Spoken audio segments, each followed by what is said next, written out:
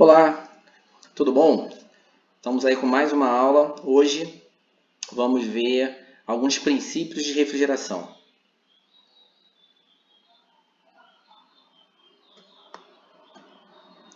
Bom, passando uma visão rápida aí de tudo que nós vamos ver hoje, a gente tem a demanda de estudar tudo que diz respeito à refrigeração e ar-condicionado. Então a gente vai começar hoje definindo o que é refrigeração, explicando o ciclo de refrigeração, explicando cada um dos componentes do ciclo de refrigeração, o evaporador, válvula de expansão, o compressor, o condensador, os ventiladores, e dando os exemplos do sistema de refrigeração mais comuns. A definição do princípio do que é refrigeração, né, é a ação de esfriar um determinado ambiente, uma geladeira, uma câmara frigorífica, um quarto de internação, um ambiente qualquer, né? A refrigeração normalmente pode ser industrial, comercial ou residencial, né? Com os climatizadores mais convencionais, os condicionadores de ar mais convencionais é o residencial, né? Muito comum nas geladeiras, nos freezers, também nos sistemas de ar-condicionado. O ciclo de refrigeração é um princípio físico, né, que foi desenvolvido já há muito tempo, e que utiliza a física dos líquidos voláteis, né? a sua característica físico-química de condensar e evaporar para poder retirar calor do ambiente e entregar para o meio externo. Né? Você pode testar esse princípio do ar-condicionado, esse princípio de refrigeração, apenas se você molhar o seu dedo, sua mão com um pouquinho de álcool, um pouquinho de éter, e expor a um fluxo de ar ou balançar no ar para secar, você vai sentir uma redução da temperatura da sua pele, porque esse é o princípio da refrigeração, né? Esse é o princípio físico que é utilizado. A evaporação desse líquido volátil retira calor da pele, porque para poder passar do estado líquido para o estado de vapor, ela precisa retirar calor do ambiente, consumir calor para poder se transformar, né? Mas para você poder aproveitar toda a capacidade de um sistema de refrigeração, você precisa fazer com que ele seja um ciclo eficaz, que tenha controle, né? E você precisa, a tecnologia desenvolveu refrigerantes mais eficientes e ciclos controláveis, né? Então o princípio físico foi aplicado aí, né? Temos aqui do lado um exemplo de um ciclo de refrigeração. Vamos passar por todas essas etapas aí e vamos tentar explicar o que é, né?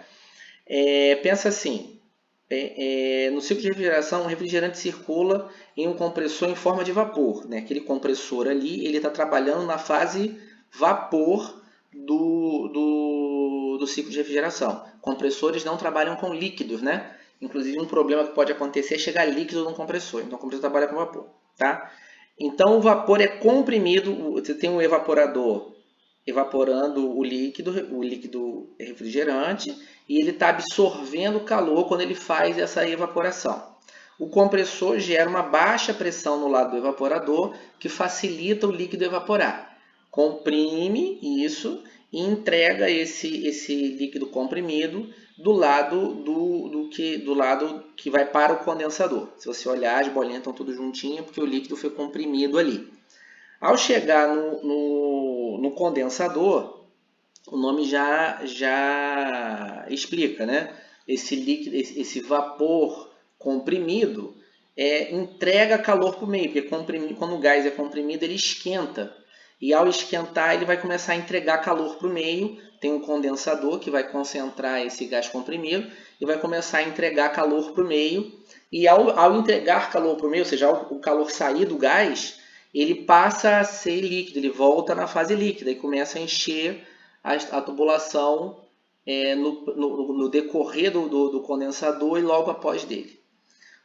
Na sequência do condensador, a gente vê o que a gente chama a válvula de expansão. Essa válvula de expansão, ela funciona como uma espécie de dosador, né?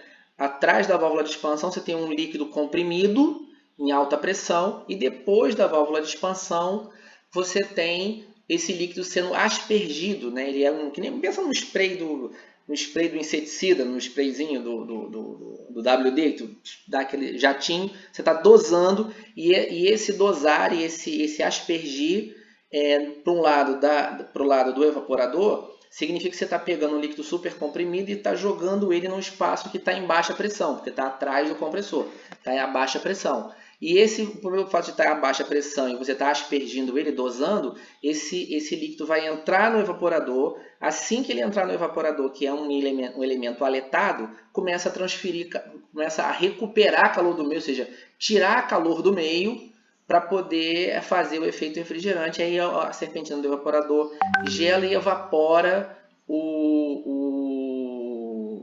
evapora o refrigerante. E aí o calor é retirado do meio e o ciclo se repete infinitamente. Enquanto o compressor estiver funcionando, esse ciclo se repete infinitamente. Ok?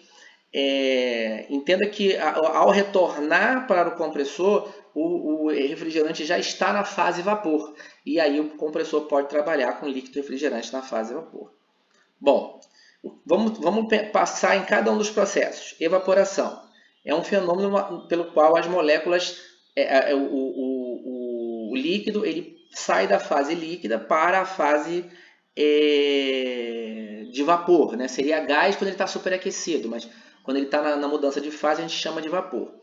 Para isso acontecer é preciso receber calor. A gente tem um exemplo aí muito simples da panela no fogo, recebendo o calor do fogo, ele vai evaporar. O que acontece no evaporador é que o evaporador tira do meio que você quer refrigerar o calor. O calor vai para dentro do evaporador e o gás muda de fase. Mas só que em vez dele esquentar, na verdade ele gela, né? Porque ele está tirando o calor, então ele acaba gelando o meio que está em volta dele. Certo? Bom, o evaporador que a gente conhece é essa serpentina de evaporação, que é, por exemplo, essa é uma serpentina de evaporação de um equipamento split, né? Bom, um diagrama que explica razoavelmente, né? Você tem uma serpentina principal e tem várias aletas, que essas aletas são para aumentar a área de contato dessa serpentina com o ar e fazer com que a troca de calor seja mais eficiente. Esse formato de serpentina é semelhante também no condensador, porque a gente chama esse tipo de serpentina, a gente chama de trocador de calor, é o nome mais técnico dele, né? Mas é um evaporador com a superfície aletada. Na sequência, a gente tem a válvula de expansão, que é um outro item a se entender, né? Logo depois do evaporador, você tem a válvula de expansão. Em pequenas capacidades, em equipamentos de pequena capacidade, você não tem uma válvula de verdade. Na verdade, você tem um capilar. O capilar é uma gana é um filamento, é um fiozinho de cobre bem fininho, que na verdade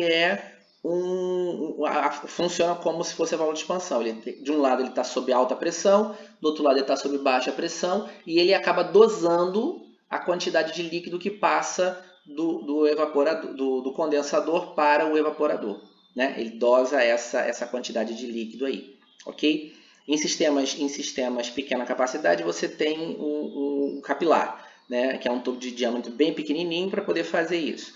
Em sistemas mais profissionais, de maior capacidade, você acaba usando uma válvula de expansão específica para isso. A válvula de expansão, como é que ela funciona? Né? A válvula de expansão que é o elemento mais sofisticado. Você está vindo do condensador, você pode ver aqui, nessa setinha aqui, está indicando que está vindo do condensador e vai passar por essa abertura para seguir para a serpentina do evaporador. Então aqui está em alta pressão, aqui está em baixa pressão. Esse diafragma aqui, ele tem um elemento, ele tem um líquido, ele tem na verdade um líquido volátil também, um líquido que se faz expandir também, e ele fica prestando atenção no seguinte, ele está encostado na serpentina do evaporador, na saída do evaporador, e ele fica sentindo a temperatura. Se a temperatura aumenta, significa que a quantidade de líquido que você está jogando para evaporar está acima da capacidade de recolher calor da serpentina do evaporador. Então, se a temperatura do líquido que está saindo está muito alta, ele vai expandir o gás aqui e vai pressionar o diafragma, vai